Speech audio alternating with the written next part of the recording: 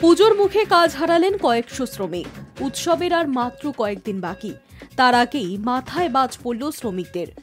রাতারাতি বন্ধ Howrah দাসনগরের Bharat jute mill. পুজোর মুখেই চাকরি হারা কয়েকশো শ্রমিক। পুজোর বোনাস পাননি শ্রমিকেরা, বেতন গ্র্যাচুইটির হিসেব নিকেশ তো দুরস্ত।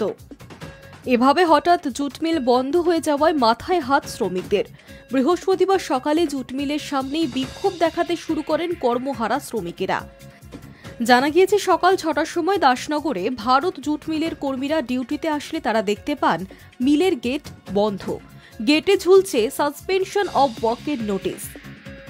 জুট মিলের বাইরে ঝোলানো নোটিশে বলা হয়েছে, তাঁত বিভাগের অবৈধ ধর্মঘটের কারণেই এই সিদ্ধান্ত নিতে বাধ্য হয়েছেন মালিক কর্তৃপক্ষ।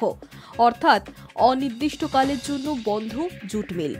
কোনো কিছু না জানিয়ে হঠাৎই রাতারাতি এমনভাবে কর্মহীন হয়ে পড়ায় স্বাভাবিকভাবেই চিন্তায় শ্রমিকেরা। পুজোর মুখে কি করবেন, কোথা থেকে রোজগার হবে তা ভেবেই দিশেহারা। নোটিশ দেখেই বিক্ষোভ দেখাতে শুরু করেছেন তারা। আজকে এসে দেখলাম গেটে সাসপেনশন নোটিশ বা বন্ধ। আর এই সময় এই পুজোর মুখে সমস্ত শ্রমিকের এই বন্ধ করে দিয়ে সব কিছু আটকিয়ে দেওয়া, এটা তো একটা কঠিন পরিস্থিতি।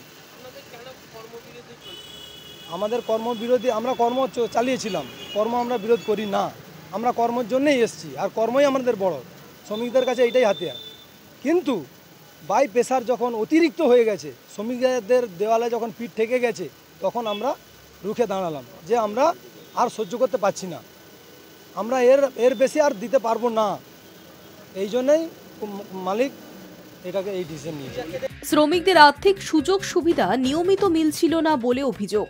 তাঁত বিভাগের কর্মীদের অসহযোগিতায় উৎপাদন মার খাচ্ছিল বলে নোটিশে পাল্টা দাবি করেছে মিল কর্তৃপক্ষ।